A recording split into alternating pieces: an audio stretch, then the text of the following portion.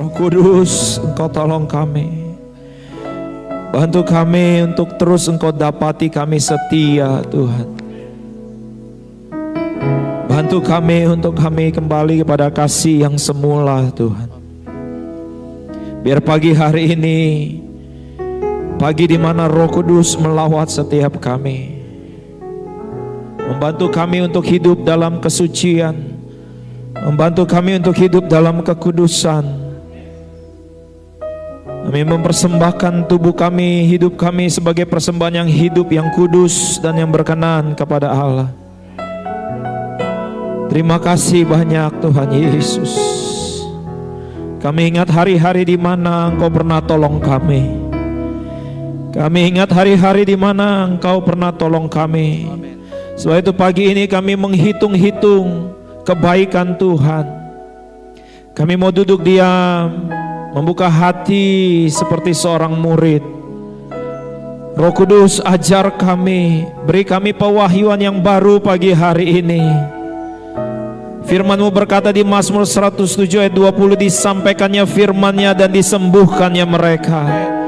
Biar selagi jemaat-Mu mendengarkan firman ini, jantung mereka disembuhkan Tuhan, ginjal mereka disembuhkan Tuhan, paru-paru mereka disembuhkan Tuhan, dari ujung rambut sampai ujung kaki mereka disembuhkan Tuhan, jiwa mereka disembuhkan Tuhan, rumah tangga mereka disembuhkan Tuhan, bisnis mereka disembuhkan Tuhan, anak-anak mereka disembuhkan Tuhan. Pagi ini pagi mujizat, pagi di mana firman Allah bekerja buat setiap kami, pagi di mana kami jatuh cinta kembali kepada Yesus, pagi di mana kami kagum kembali kepada Allah. Terima kasih banyak Tuhan Yesus. Berbicaralah kepada setiap kami, dan kita yang siap mendengarkannya sama-sama katakan amin.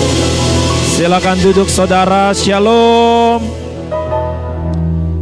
Senang jumpa kembali dengan saudara. Ini kali kedua saya datang di gereja ini, tapi ini pertama kali saya share di ibadah jam 7 pagi. Salam kenal buat Bapak Ibu sekalian. Nama saya Pendeta Junianto Naibaho. Saya orang Batak saudara. Saya Naibaho Stakarayan generasi ke-16. Tapi gak kelihatan Batak karena dibaptisnya di Danau Galilea saudara. Saya udah menikah, anak saya 3, saya gembala di GB Live di Harapan Indah Bekasi, jadi kita sama-sama orang Bekasi. Saya bukan gembala full time, saya ada perusahaan yang saya jalankan saudara. Itu aja saya rasa perkenalannya. Saya ingin ajak saudara pagi hari ini untuk mendengarkan sesuatu yang baru. Saya yakin saya ambil judul ini adalah keputusan saudara. Katakan bersama saya keputusan. Kita buka di kitab Keluaran, pasal 28 ayat 30.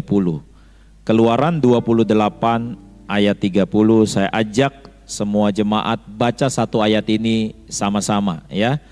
Keluaran 28 ayat yang ke-30. 1, 2, 3. Dan di dalam tutup dada pernyataan keputusan itu, haruslah kau taruh Urim dan Tumim. Haruslah itu di atas jantung Harun apabila ia masuk menghadap Tuhan, dan Harun harus tetap membawa keputusan bagi orang Israel di atas jantungnya di hadapan Tuhan. Tahukah saudara bahwa apa yang kita dapat di tahun 2026 ini itu adalah berdasarkan keputusan-keputusan yang kita buat? Ya benar. Keputusan merupakan tindakan yang kita pilih dari berbagai pemikiran dan latar belakang situasi. Saking pentingnya sebuah keputusan, bahkan kalau saudara belajar di kuliah, di universitas, itu ada pelajarannya. Namanya problem solving and decision making. Dalam perjalanan kehidupan umat Tuhan di perjanjian lama, Tuhan menunjukkan bahwa Tuhan ingin membantu kita dalam membuat keputusan. Nah, ada alat yang Tuhan pakai, namanya Urim dan Tumim. Urim dan Tumim ini adalah batu, saudara. Yang satu warnanya putih, yang satu warnanya hitam. Jadi kira-kira kayak yin dan yang. putih dan hitam. Masing-masing di batu itu ada tulisan Ibraninya, saudara. Jadi saudara, kalau orang Israel pada zaman itu mau ambil keputusan, mereka datang ke imam, imam akan lempar itu batu, saudara. Kalau tulisan di atas batu putih yang muncul, berarti artinya boleh. Bolehkah kami pergi berperang Tuhan? Boleh. Bolehkah kami berjalan ke kanan? Boleh. Tapi kalau tulisan di atas batu yang hitam yang muncul, berarti jawabannya sebaliknya. Jangan. Bolehkah kami menyerbu Filistin? Jangan. Jangan sekarang. Nanti ada waktu yang tepat.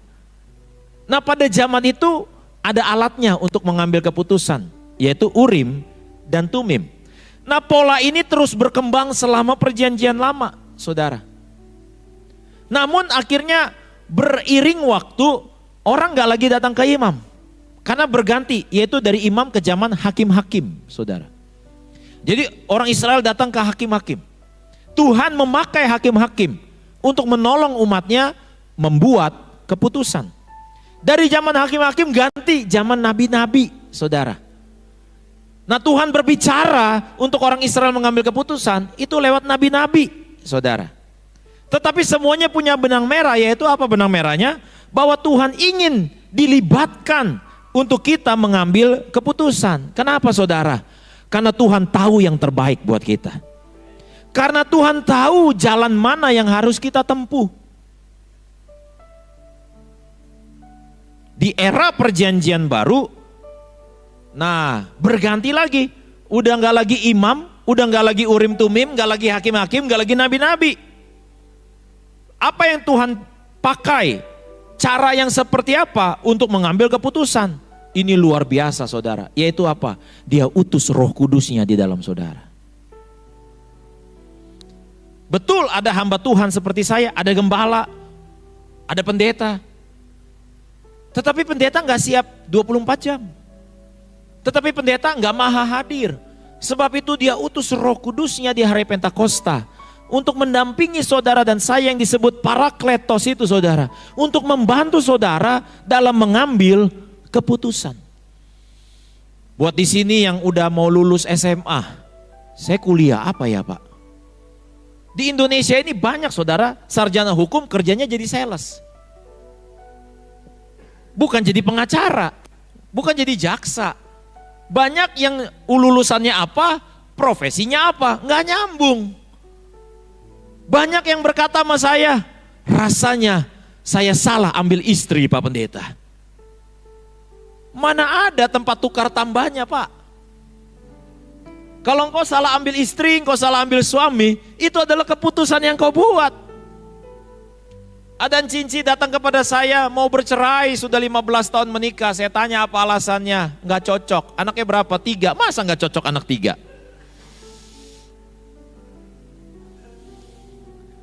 Itu keputusan yang sudah engkau ambil. Kalau engkau sudah pernah salah, mumpung masih ini pertengahan bulan Juni, kita masih ada kira-kira 6,5 bulan ke depan menutup 2026 ini, pastikan saudara mengambil keputusan bersama Tuhan.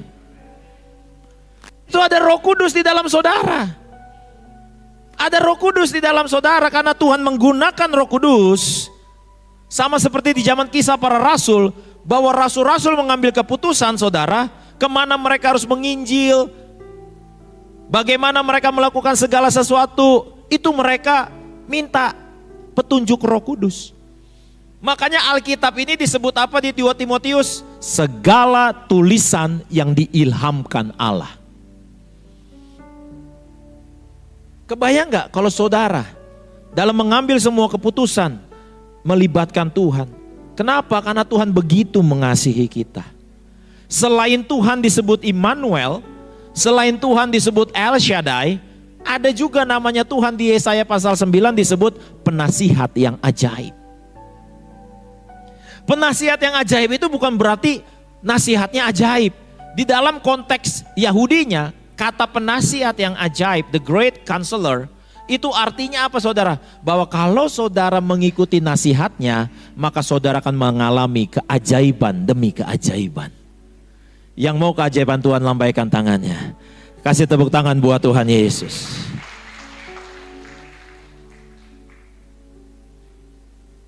banyak konsultan yang ada, banyak konselor yang ada, tapi penasihat yang satu ini, penasihat yang ajaib, saudara. Nah, bagaimana Tuhan ingin agar kita melibatkan dalam setiap keputusan?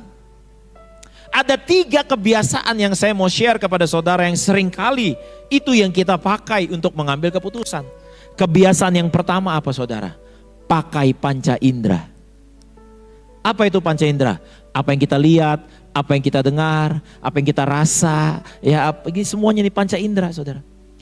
Kita seringkali ngambil keputusan berdasarkan apa yang kita lihat. Wah, ganteng juga nih. Wah, cantik juga nih. Ini ada, saudara, bahkan penelitiannya. Banyak HRD perusahaan, ketika mereka melihat seorang pelamar, laki-laki masuk pakai kemeja, pakai dasi, ya, bajunya rapi, langsung di otak dia apa? Ini pasti orangnya profesional. Ini pasti orang kerjanya bagus. Loh, kan belum dites. Tapi cuman karena apa yang dia lihat, dia bisa ambil keputusan.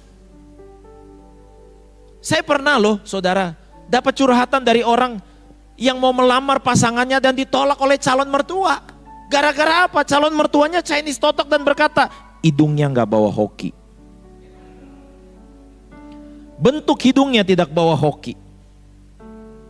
Cuman gara-gara apa yang dilihat.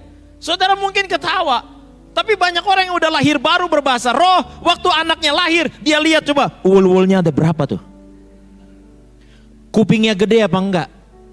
Semua seolah-olah saudara mengambil keputusan berdasarkan apa yang saudara lihat. Belum lagi apa yang saudara dengar. Waduh, jangan invest dulu deh, lagi krisis nih. Tahukah saudara, di dalam setiap krisis selalu melahirkan orang kaya baru. Dan kayaknya saya lagi lihat di depan saya ini semua, saudara. Tapi akhirnya kita takut ambil keputusan karena apa yang kita dengar. Tapi sebaliknya, kita dengar, wah exciting, kita ambil keputusan, gak taunya kejeblos. Ada contohnya di Alkitab, yang mengambil keputusan pakai panca indera siapa? Namanya Hawa, saudara. Itu opung kita itu, saudara. Itu dia lihat buah, Alkitab berkata, menarik ini buah. Karena apa yang dia lihat, dia langsung asumsikan di pikiran. Apa yang dia asumsikan di pikiran, dia ambil tindakan, dia ambil itu buah. Dan akhirnya kita semua masuk jatuh dalam dosa, saudara. Itu karena ambil keputusan berdasarkan panca indera. Satu ketika Nabi Samuel disuruh Tuhan, pergi kau ke rumah si Isai. Dan urapi salah satu anak laki-lakinya menjadi raja, menggantikan Saul. Datanglah Samuel, saudara, ke Isai. Lalu dibilanglah sama Samuel, panggil anakmu karena salah satu anakmu akan kuurapi menjadi raja. Muncul anak yang pertama, saudara. Wah, perawakannya gagah. Lalu Samuel di dalam hati berkata, ini dia Raja Israel. Lalu Tuhan berkata apa? Hei, bukan. Aku tidak melihat apa yang dilihat oleh manusia. Manusia melihat muka, aku melihat hati. Panggil satu-satu. Ternyata 7 anak laki-laki yang dipanggil, gak ada, semua dipilih Tuhan. Sampai Samuel tanya sama Isai, udah semua ini anakmu? Isai bilang, ada sebetulnya satu lagi. Yang nomor 8 itu di ladang, jaga kambing domba. Namanya Daud. Jadi Samuel sekelas nabi pun, saudara, bisa-bisanya salah ambil keputusan. Karena hanya pakai panca indera. Apa yang saudara lihat belum tentu benar. Apa yang saudara dengar belum tentu benar. Sebab itu saudara harus pakai matanya Tuhan, telinganya Tuhan. Tanya sama Tuhan waktu saudara mau ambil keputusan. Dulu saya mau menikah sama istri saya, saudara, juga ditolak sama papa mertua. Gara-gara apa? Karena saya orang Batak. Karena saya juga dulu gak punya apa-apa. Motor pun boleh pinjam. Sebelum sama istri saya juga udah hampir menikah sama satu lagi wanita, sama juga, cuman gara-gara ya gak punya apa-apa lah. Jadi sekarang istri saya bisa menikmati apa yang dia percaya, saudara. Apa yang kami hidupi hari ini, saya gak mau ceritakan lah berapa saya punya kekayaan. Tapi satu ketika, saudara, saya lagi khotbah. Ada satu gereja besar, kalau sekali ibadah itu 1.400 jemaat, saudara, saya khotbah 6 kali, sering di gereja itu. Nah satu ketika, saudara, itu mantan calon mertua saya duduk jadi jemaat. Selesai saya khotbah, dia samperin ke mimbar. Halo Junianto, masih ingat Om? Dia minta foto lagi sama saya, saudara. Suami istri ini, fotolah saya. Lalu pulang saya kasih tahu istri saya. Istri saya bilang apa? Pasti dia menyesal.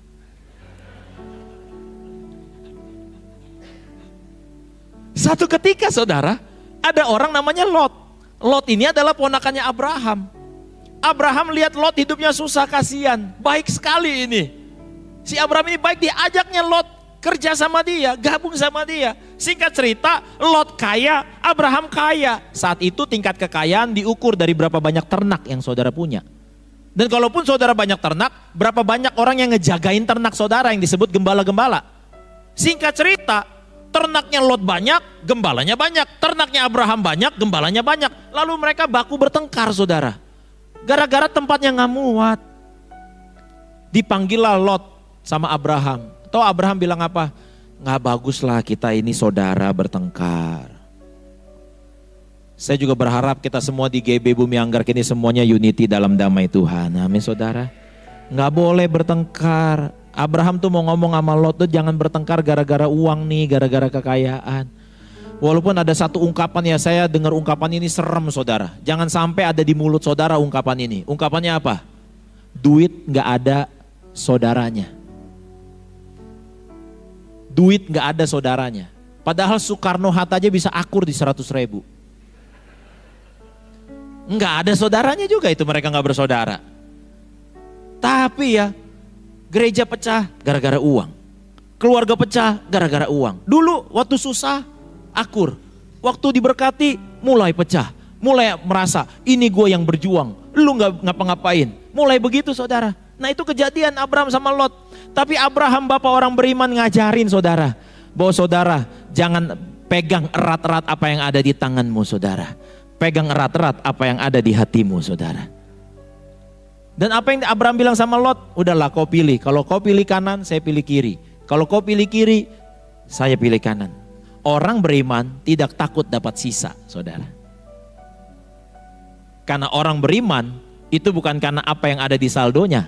Bukan karena berapa banyak koneksinya. Bukan seberapa hebatnya dia. Orang beriman andalannya cuma satu. Siapa yang di pihak dia. Karena jika Allah di pihak kita, siapa lawan kita, saudara. Singkat cerita, Lot mulai pilih-pilih, saudara. Lalu dia menoleh ke sebuah lahan, saudara. Alkitab berkata, lahan itu, tanah itu dibilang sama Lot seperti taman Tuhan. Lot bilang sama Abraham, oke, saya pilih tanah itu. Tahu nama tanah itu saudara? Sodom dan Gomora. Hari itu buat Lot, Sodom dan Gomora adalah taman Tuhan. Tapi dia nggak tahu, beberapa tahun kemudian itulah tempat di mana api belerang Tuhan turun menghancurkan kota itu. Mungkin hari ini buat saudara tempat bisnismu gak kelihatan strategis. Siapa yang tahu 20 tahun kemudian nanti? Siapa yang tahu 10 tahun kemudian nanti? Sebab itu waktu engkau mau ngambil keputusan, jangan andalkan matamu, jangan andalkan telingamu. Pakai matamu, buka mata lebar-lebar, buka telingamu lebar-lebar. Tapi bawa di dalam Tuhan.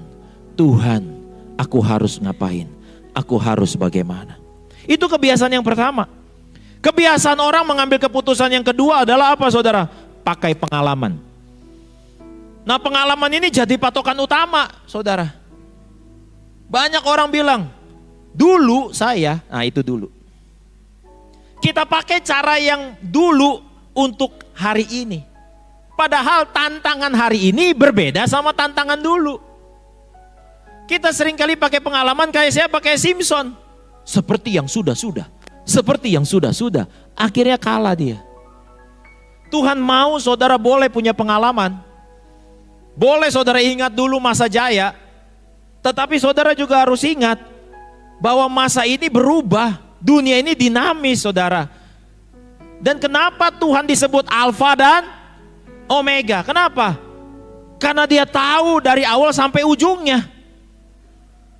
Buat kita perubahan zaman kita bingung adaptasinya. Tuhan gak bingung karena Tuhan sudah ada di masa depan. Kalau saudara tanya Tuhan, Tuhan yang kasih tahu belok kiri, belok kanan, belok kiri, belok kanan. Sehingga walaupun saudara gagal, saudara jangan menyerah.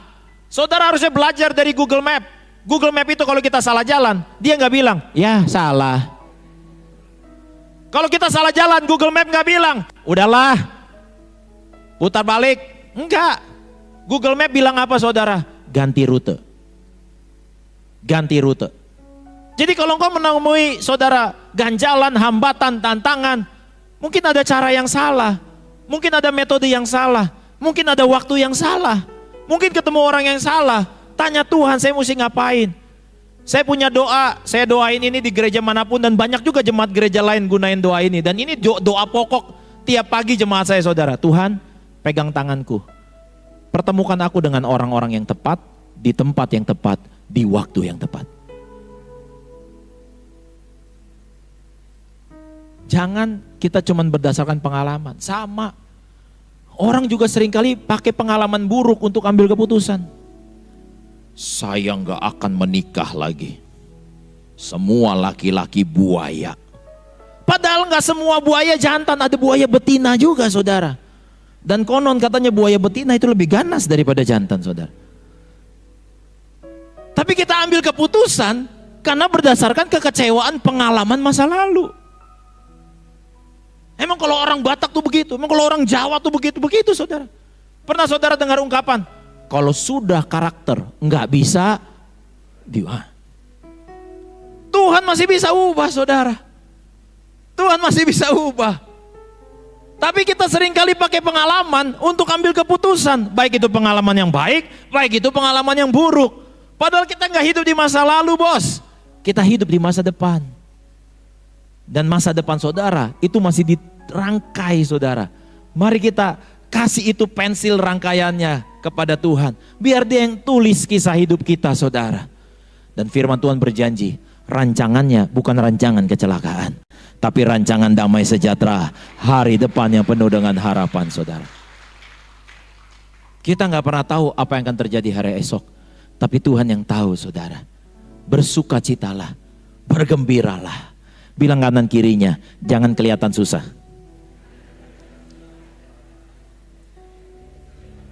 Amin saudara. Haleluya. Itu ada lagu bilang begini saudara, lagunya saudara. Aku ada hari ini karena Tuhan baik. Dan teramat baik bagiku. Semua yang ku alami bersamamu ku lewati. Indahnya kasih Tuhan seperti pelangi. Aku ada hari ini karena Tuhan baik dan teramat baik bagiku. Semua yang ku alami bersamamu ku lewati. Indahnya kasih Tuhan seperti pelangi. Sehabis hujan. Kasih tepuk tangan dulu buat Tuhan Yesus. Amin saudara. Coba deh saudara ingat-ingat. Kita nih seringkali ingat pengalaman cuman yang gak enak.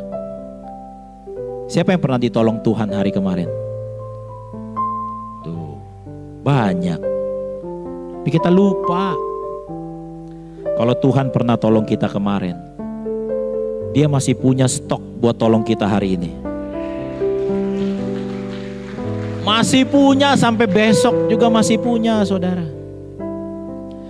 2 minggu yang lalu saya baru pulang dari Hangzhou, China, saudara. Menjalani perjalanan bisnis. Transit di Hong Kong. Hangzhou, Hong Kong, Jakarta. Seorang kawan bilang begini, lu udah cek belum? Hangzhou, Hong Kong tuh turbulence-nya seberapa parah? Hah? Emang bisa ngecek? Saya bilang, ada aplikasinya namanya Turbuli. Terus saya bilang, gak ada gunanya juga buat gua. Kalau gue tahu nanti turbulensnya kenceng, gue bisa apa? Udahlah, serahin aja sama Tuhan. Dalam perjalanan bener, menjelang Hong Kong, pesawat udah mulai begini saudara. Tapi masih tenang, masih biasa. Saya ke toilet. Keluar dari toilet, saya nggak bisa balik ke kursi. Karena lagi bagi makanan minuman, ketutup jalannya. Tiba-tiba saya melompat dalam pesawat saudara.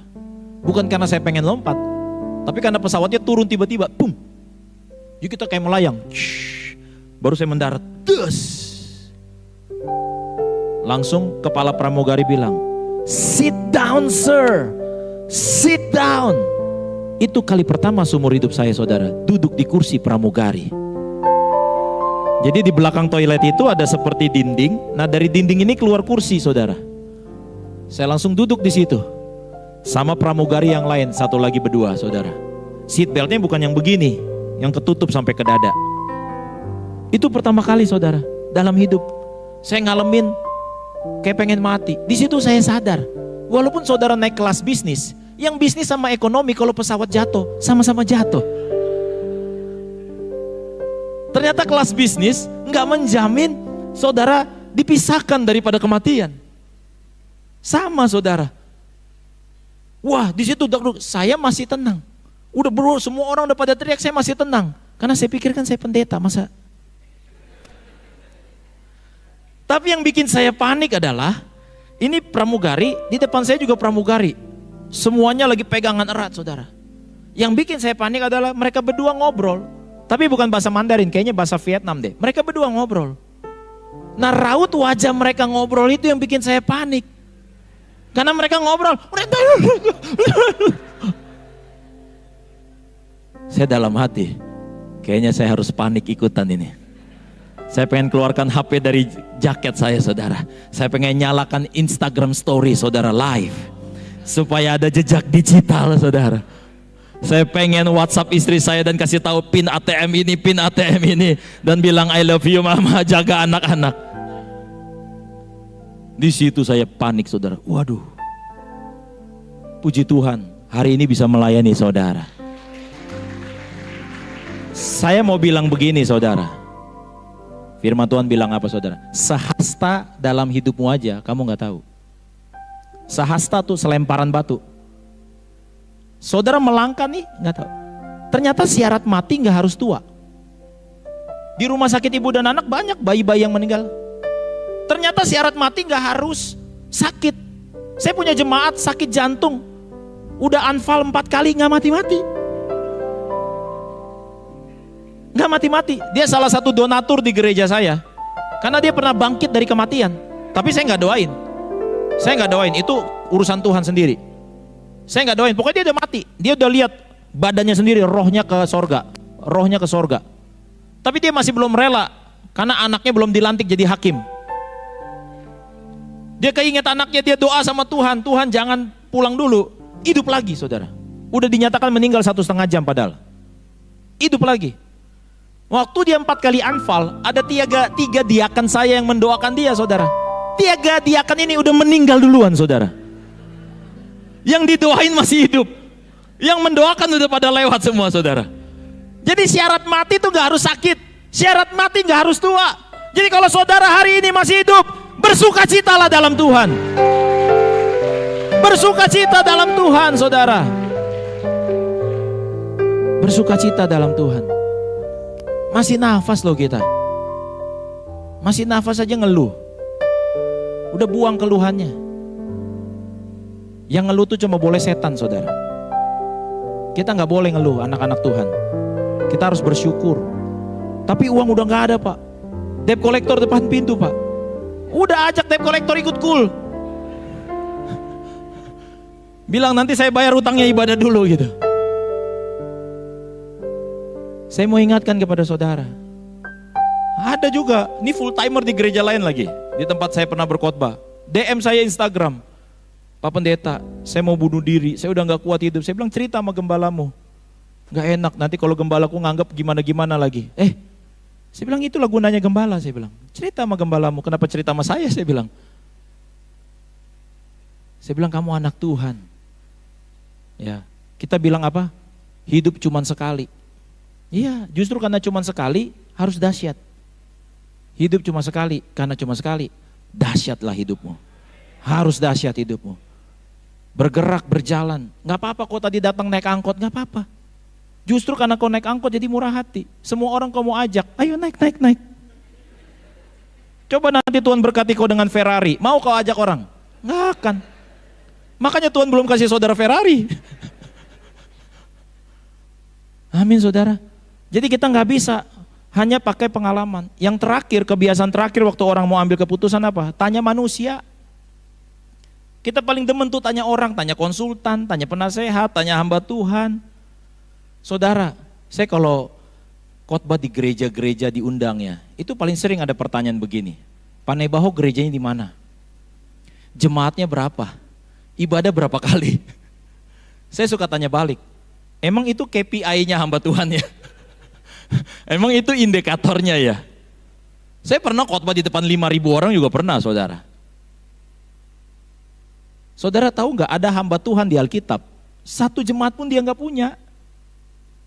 Pernah satu ketika dia khotbah pun digampar. Jangan lakukan itu di sini sama saya saudara ya. Saudara mau tahu siapa? Namanya Nabi Yeremia.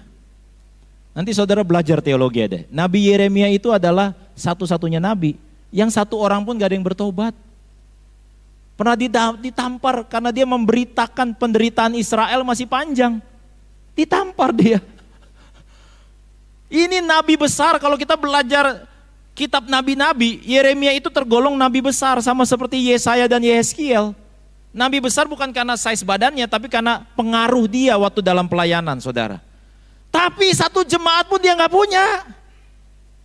Jadi kita gak bisa saudara, cuman nanya orang kita pikir, oh semakin besar dia punya gereja, oh berarti semakin diurapi dia. Tuhan itu saudara menghargai pesan yang disampaikan, bukan si pembawa pesan. Si pembawa pesan bisa salah, tapi pesan Tuhan akan jaga itu benar saudara. Saya dulu pernah dampingin seorang hamba Tuhan saudara, yang ngaku-ngaku penginjil dari PBB. Ya, dia nginjil ribuan jiwa dan sebagainya diselamatkan lah. Wow, memang karismatik sekali. Saya jadi anak buahnya, saya jadi kayak bujangnya, kayak Gehazinya terhadap Elisa saudara. Nemenin saya kemana-mana, kagum sekali saya sama dia. Dia doain orang sakit sembuh lah. Banyak orang dari kaum Kedar bertobat lah. Wow, macem-macem. Bayi meninggal didoain bangkit saudara. Nggak taunya saudara, dia penipu. Penipu. Salah seorang bagian dari pengurus gereja ngecek ke PBB di Jalan Tamrin tuh, nggak ada nama dia. Dia nggak pernah jadi penginjil dari PBB karena PBB nggak pernah hanya pro kepada satu agama. Jadi semua yang dia ceritain, semua yang dia khotbahin itu bohong saudara. Singkat cerita dia dikeluarkan dari gereja itu. Saya yang selama ini mendampingin ditanya oleh banyak jemaat saudara, pendeta itu kemana Pak Jun? Pendeta itu kemana Pak Jun? Saudara jadi saya gimana jawabnya? Yang nanya ini orang yang pindah dari seberang ke Kristen. Yang nanya ini orang yang didoain sakit dan sembuh. Tega nggak saudara saya bilang? Dia penipu sebetulnya. Di situ saya ditunjukin sama Tuhan. Hamba Tuhan bisa salah, tapi firman Tuhan nggak pernah salah. Makanya saudara kalau datang ibadah jangan cari pendeta. Tapi juga nggak boleh hakimin pendeta. Saudara dengar aja firmannya. Dengar firman, sama kayak kita makan ayam, makan dagingnya, buang tulangnya. Makan dagingnya, buang tulangnya. Dan firman Tuhan itu nggak pernah gagal saudara. Nggak pernah gagal. Makanya seringkali jangan cuma tanya orang, tanya Tuhan. Jadi ada 3 kebiasaan ini waktu orang ambil keputusan saudara. Pertama dia hanya pakai panca indera. Kedua dia hanya pakai pengalaman. Yang ketiga dia hanya tanya manusia. Mari saya ajak kita semua saudara. Mulai hari ini tanya Roh Kudus. Tanya Tuhan saudara. Tanya Tuhan. Dari Kejadian sampai Wahyu polanya Tuhan sama. Yaitu lewat apa? Persekutuan. Lewat unity dalam doa pujian dan penyembahan. Bisa sendirian seperti Ayub, Elia, Musa, atau kolektif seperti gereja mula-mula. Nah ini juga Tuhan bisa berbicara dan membawa saudara dapat hikmat untuk mengambil keputusan. Sebagai bagian akhir dari khotbah saya mau bilang, Tuhan itu bukan AI. Tuhan bukan aplikasi yang saudara tinggal download sekejap. Enggak, Tuhan itu melalui Roh Kudus itu adalah pribadi. Dia butuh persekutuan, butuh hubungan saudara. Diajak ngobrol, bisa ngomong, punya perasaan, punya telinga. Kan saya juga investasi saham saudara. Saya lagi saat teduh, tahu-tahu Roh Kudus bilang, pagi ini beli BCA. Beli BCA. Saya belilah, uang yang ada saya gelontorin aja. Naik itu hari 13%. Emang kebetulan 13% itu uang yang lagi saya butuhin buat liburan. Tuhan tahu loh saudara. Satu ketika Petrus bingung mau bayar pajak. Tuhan Yesus bilang apa? Pergi mancing, ikan yang kau tangkap, buka mulutnya, ada uang di dalamnya. Pakai uang itu buat bayar pajakmu, bayar pajakku. Kalau saudara jadi Petrus, saudara mau nurut? Masuk logika? Enggak lah. Petrus nelayan puluhan tahun, yang nyuruh tukang kayu.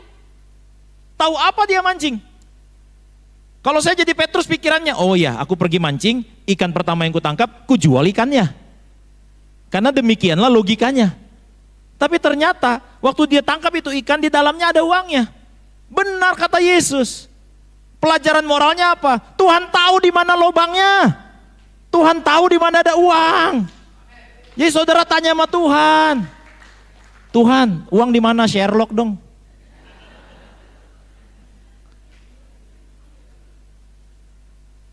Kita nih sering kali saudara ya, kasihan deh anak Tuhan. Jadi kayak Mazmur bilang apa? Ada orang yang bangun pagi-pagi duduk-duduk sampai jauh malam. Makan roti yang diperoleh dengan susah payah. Artinya apa saudara? Kerja keras, banting tulang, peras keringat, dapat rotinya dapat. Tapi pas dapat, ya payah. Apa maksudnya? Udah kerja keras, pas dapat gak worth it, sedikit. Tapi firman Tuhan bilang, ada orang yang lagi tidur. Tuhan memberikan kepada yang dicintainya pada waktu tidur. Artinya apa saudara? Bukan kita tidur-tiduran.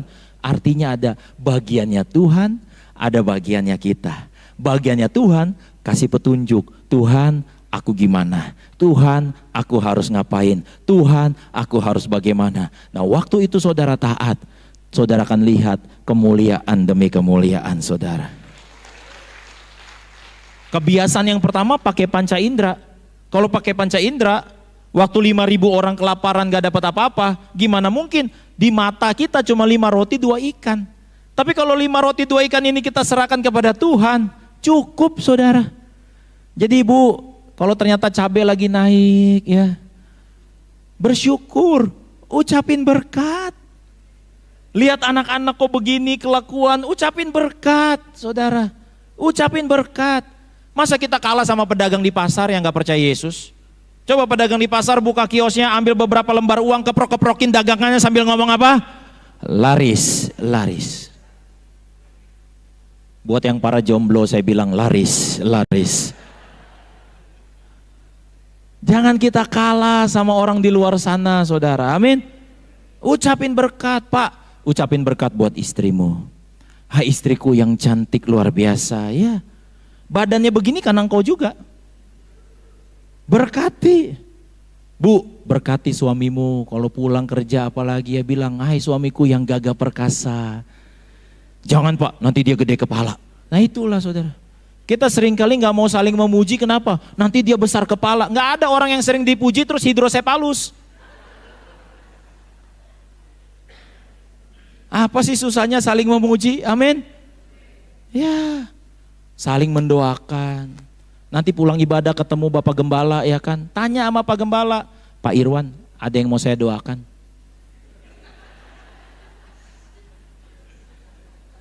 Iya. Saya yakin Pak Irwan pasti butuh doa. Kenapa banyak gembala jatuh? Karena merasa diri kuat. Kenapa banyak gembala jatuh? Karena gak ditopang. Jadi dia keluar semua kering dia. Doa saudara juga mujarab. Doa saudara juga dijawab Tuhan. Silakan Pak Irwan berlutut, saya tumpang tangan nih. Coba nanti saudara bisa baca kisah para rasul ya. Rasul-rasul pun didoakan oleh gereja. Ya, di sini nggak ada yang Superman. Di sini cuman yang bagus, yang super cuman one man, namanya Yesus saudara. Cara kita mengambil keputusan harus berbeda dengan anak-anak dunia. Karena anak-anak dunia bahasa mereka apa? I wanna spend the rest of my life here. Saya mau habiskan sisa hidup saya di sini. Hei, saudara dan saya di sini cuma sementara. Dunia ini cuma tempat transit. Dunia ini bukan tujuan. Saya transit di Hong Kong, tujuan saya di Jakarta. Kalau nanti saudara pergi liburan nih, mau liburan anak sekolah misalnya, ya. Saudara nanti pada saat tempat transit, saudara habiskan uang belanja di tempat transit apa di tujuan? Mumpung transit yuk kita belanja yuk. Saudara foto-foto banyaknya di tujuan apa di transit? Kenapa sekarang saudara habiskan waktu di transit? Buat urusan dunia, saudara habisin waktu, habisin uang. Buat urusan kekal, buat urusan pekerjaan Tuhan, saudara pelit-pelit, hitung-hitung, ogah-ogah, sibuk gue gereja online aja cara kita ambil keputusan harus beda sama anak dunia. Anak dunia ini tujuan, kita nih transit, nanti tujuan kita surga yang kekal.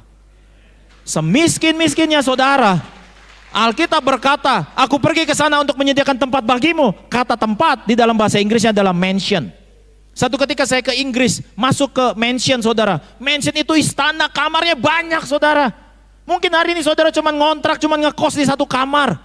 Nanti saudara masuk sorga saudara, luar biasa saudara yang Tuhan sediakan buat engkau.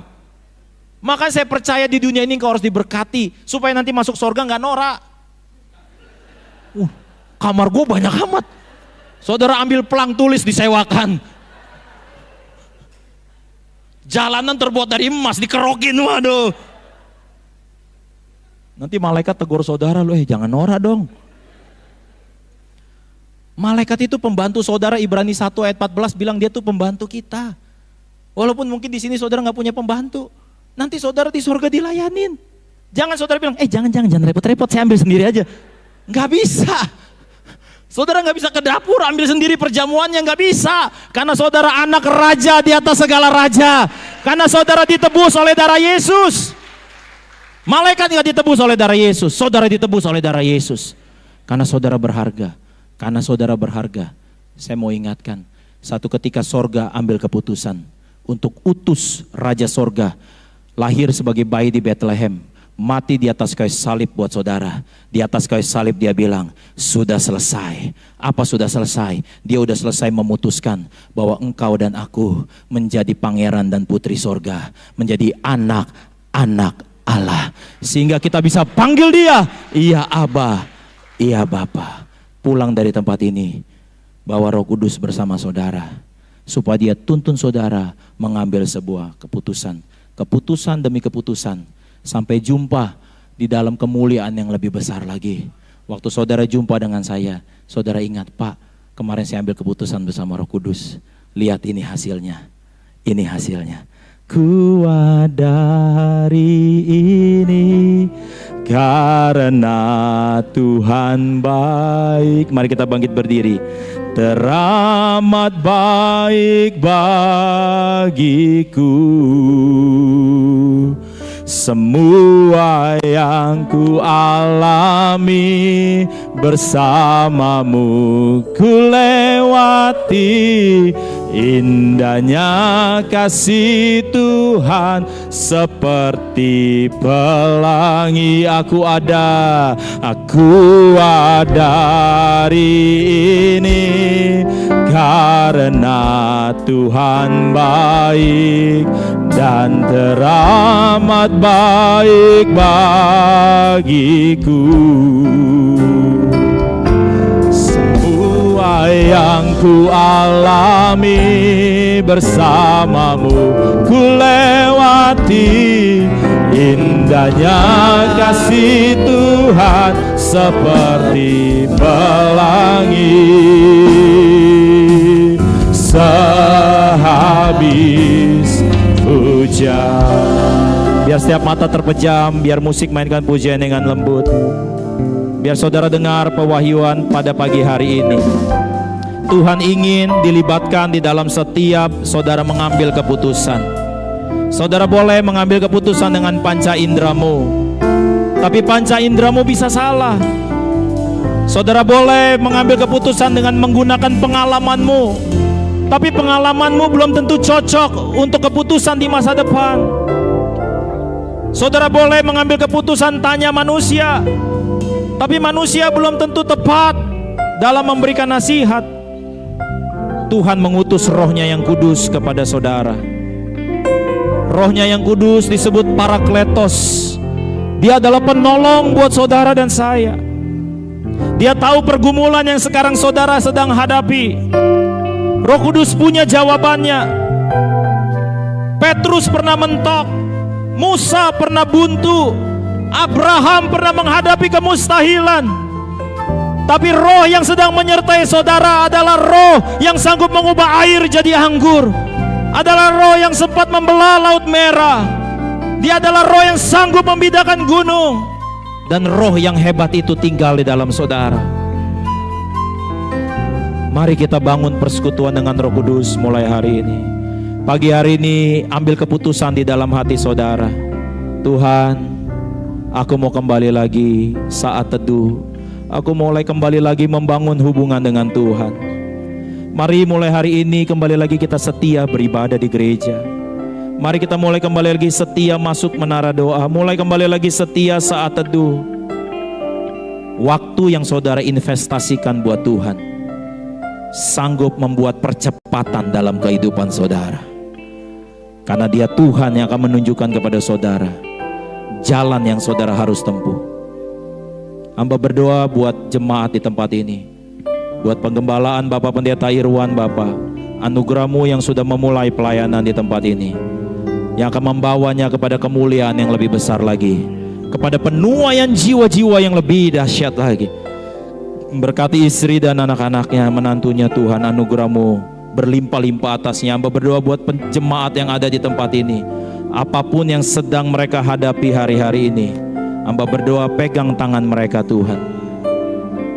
Jumpakan mereka dengan orang-orang yang tepat, di tempat yang tepat, di waktu yang tepat, di dalam nama Yesus. Oh, aku ada hari ini. Mari kita sembah Dia. Dan teramat baik bagiku. Semua yang ku alami bersamamu ku lewati. Indahnya kasih Tuhan seperti aku ada.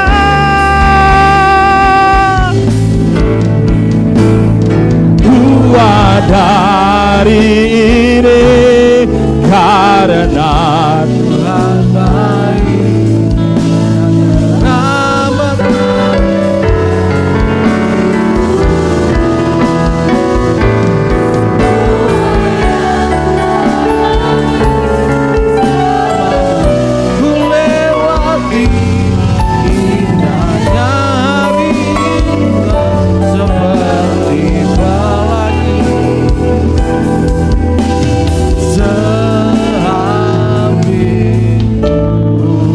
Terima kasih buat firman-Mu. Biarlah firman terus menjadi kekuatan dalam kehidupan kami dan terus menjadi terang bagi langkah kami di dalam nama Yesus Kristus. Haleluya. Amin. Dengan roh yang menyala-nyala kita deklarasikan